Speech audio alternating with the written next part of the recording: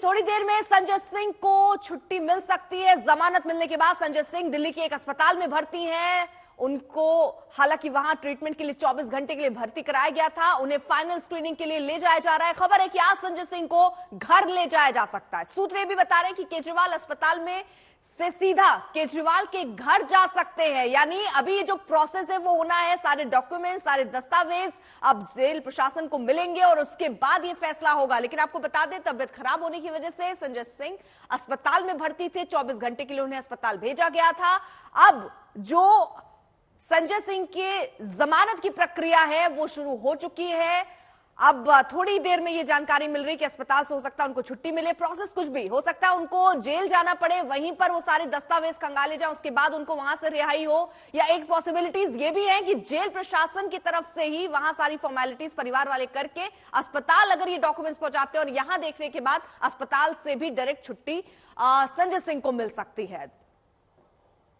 मिलन हमारे सहयोगी इस वक्त जुड़ी हुई हैं और साथ ही साथ हमारे साथ एक और सहयोगी होंगे, पंकज जैन। सबसे पहले जरा मिलन का रुख कर लेते हैं। मिलन, अस्पताल सूत्र क्या बता रहे हैं, कितनी देर में संजय सिंह अस्पताल से बाहर आ सकते हैं और क्या प्रोसेस होगा? क्या उन्हें जेल जाना होगा या अस्पताल में ही सारे दस्तावेज आ जाएंगे, यहीं से उनकी रिहाई होगी? प्रोसेस क्या होने वाला है?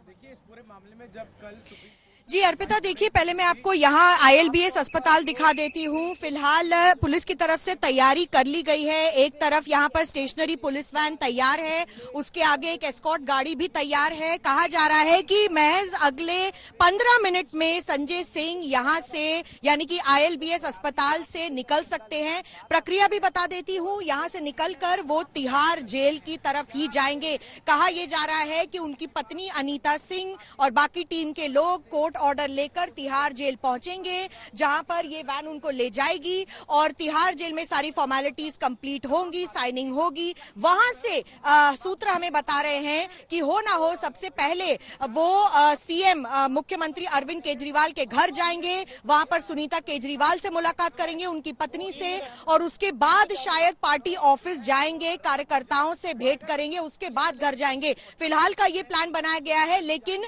अरविंद केजरीवाल के घर तिहाड़ जेल के बाद वो जा सकते हैं। तिहाड़ जेल में कम से कम 1.5 से 2 घंटे की अभी भी टाइम लग सकता है सारी प्रक्रिया को होने में। लेकिन महज 15 मिनट में ILBS अस्पताल से संजय सिंह अभी बाहर निकल सकते हैं। उनके साथ उनकी बेटी भी होगी और ये कहा जा रहा है कि जो उनका परिवार है वो सीधा कोर्ट से ही तिहाड़ जेल की तरफ जाएंगे, वहां पर फॉर्मेलिटीज पूरी होंगी, फिर मुख्यमंत्री अरविंद केजरीवाल के घर जाएंगे और वहां पर सुनीता केजरीवाल से मुलाकात करेंगे, उनसे सहानुभूति व्यक्त करेंगे, क्योंकि केजरीवाल जी अभी भी जेल में हैं। और हालांकि अनीता सिंह पहले कह चुकी है कि उनके लिए कोई खुशी का ये माहौल नहीं है, क्योंकि उन्होंने कहा है जब तक मनीष सिसोदिया और बाकी नेता केजरीवाल खुद जेल से बाहर नहीं निकलते तब तक कोई भी खुशी नहीं मनाई जाएगी पार्टी ऑफिस में। लेकिन एक बात यह है कि संजय सिंह यहां से केजरीवाल के घर जाएंगे तिहाड़ से, उसके बाद पार्टी ऑफिस जाएंगे। तस्वीरें भी हम आज तक पर आपको दिखा रहे हैं जहां पर व्हील चेयर में बैठे आपको ये संजय सिंह नजर आ रहे हैं। संजय सिंह को फिलहाल ले जाया गया है और गाड़ी भी अस्पताल के बाहर नजर आ रही है, जिससे संकेत ही दिख रहे हैं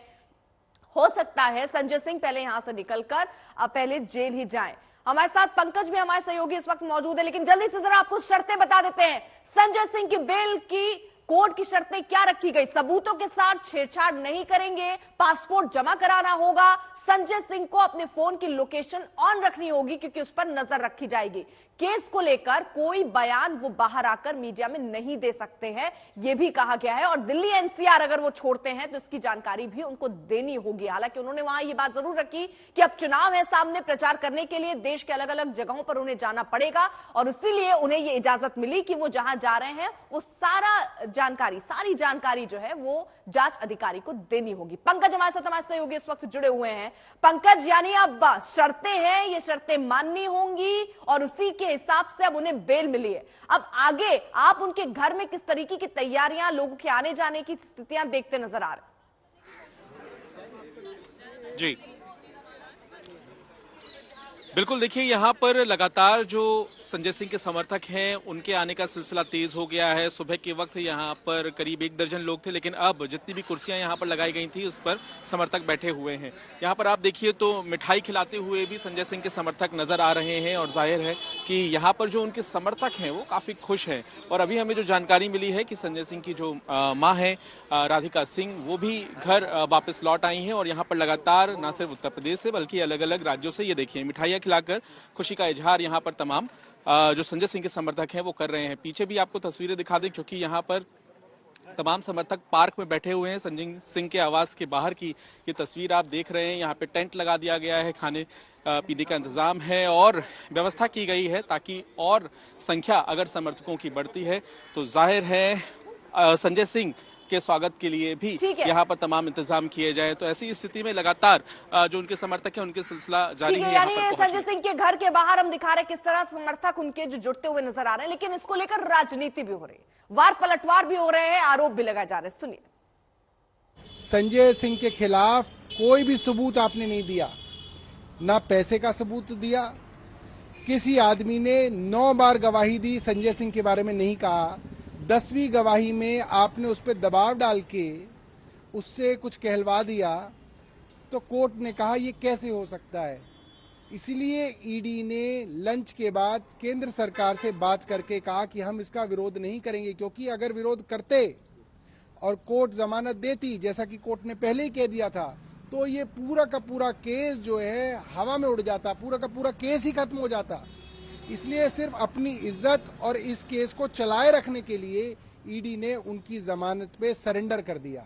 पहली बात कि बेल मिलना एक सामान्य प्रक्रिया है, उससे किसी को बरी नहीं समझा जाता है। दूसरी बात कि हम तो बार बार कह रहे हैं कि कोर्ट जो भी करे वो सही है। हम तो बार बार कह रहे हैं कि इस देश में कानून चलना चाहिए, संविधान का पालन होना चाहिए। तो हम तो कभी ये नहीं कहे कि वही कहते थे कि भाजपा बेल नहीं दे रही है, अब बेल दे तो कोर्ट, नहीं मिले तो भाजपा। ये कहां से हो सकता है? ये सभ्य समाज का कोई भी व्यक्ति ऐसा सोच नहीं सकता। और हम लॉ में विश्वास करते हैं। केस चल रहा है, जिन लोगों का मनी ट्रेल है वो सब कुछ पता, सब कुछ खुल रहा है धीरे धीरे। ये एक डेमोक्रेटिक सेटअप के लिए, एक लोकतंत्र के लिए बहुत ही निराशाजनक बात है, क्योंकि अब इस तरह का वातावरण हो गया है जहाँ पे जो मुख्यमंत्री हैं उनको जेल भेजा जा रहा है। लगातार ये दूसरे मुख्यमंत्री जेल गए हैं और सीबीआई और ईडी के माध्यम से लोगों को जहाँ सताया जा रहा है और वही वसूली भी की जा रही है।